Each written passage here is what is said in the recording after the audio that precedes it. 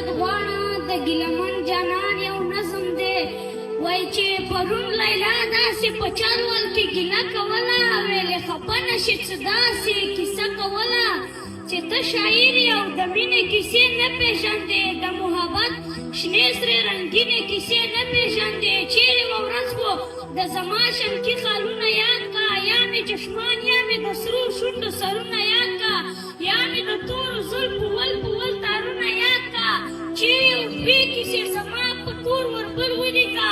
یو دوه زما په دې نرۍ خاړه غزل ولیکه چې زه ډډه شم چې په ما پورې سندرې لیکي زما د سپینې خولې وړې وړې خبرې لیکي چې کله وسته یې زما د مخ سرخي لالیه بیا دې منمه هر یو شعر او شاعري لالیه ما هم په وچو وچو شونډه ورته مړه وخندل زړه خو مې نه کېدو په زور مې په ډک زړه وخندل ما ورته وویلې ونې د ستا ګیله په ځای ده زه یې منمه د ستا هره یوه کیسه په ځای ده دا حق نم چې د ستا حسن د ستایلو وړ دی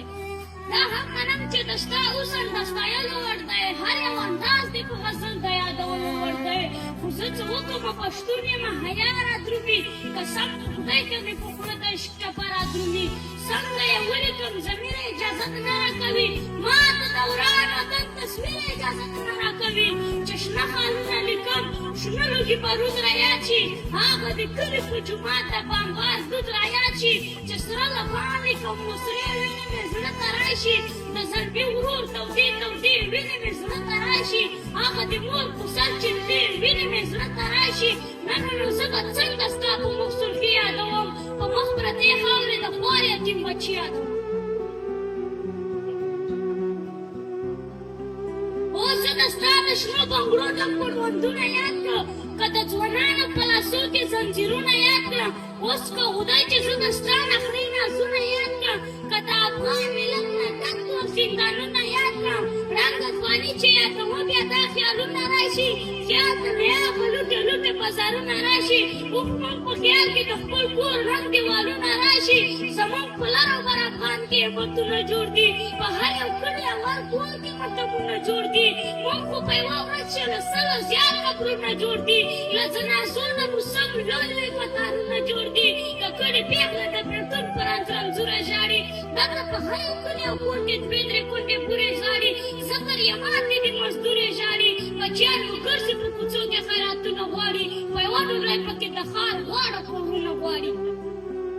اوس دا هر څه په وپوه شم ستا ورپل یاد کړم د یتیمانو ژړا پرېږدم ستا خندل یاد کړم کابل ورونه پېښور او په کابل یاد کړم څنګه د سوی اندامونو باندې خپې واړوم څنګه د ځوانانو په لاسونو باندې خپې واړوم ما ته د خپلو شهیدانو وینه زوره کوي د خرکمه شهیدان پل په پل پېغوره کوي چې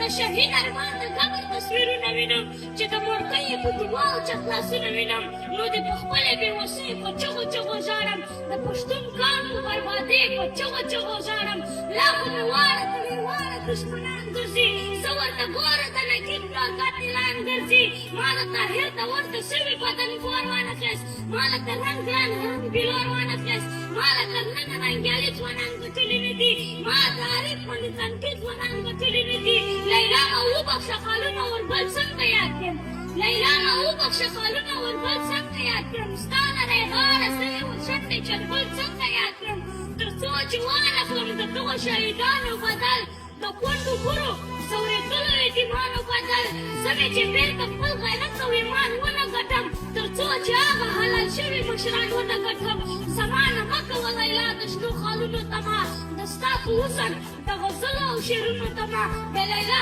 سوړه سپېلۍ وکړه بیا یې دا وویل په عاجزي یې غرې ونیولي په ژړا وویل چې اوف مات که ګیلې بس که ګیلمنه یاره د لر او بر افغان ولس په درد دردمنه یاره د لر او بر افغان ولس په درد دردمنه یاره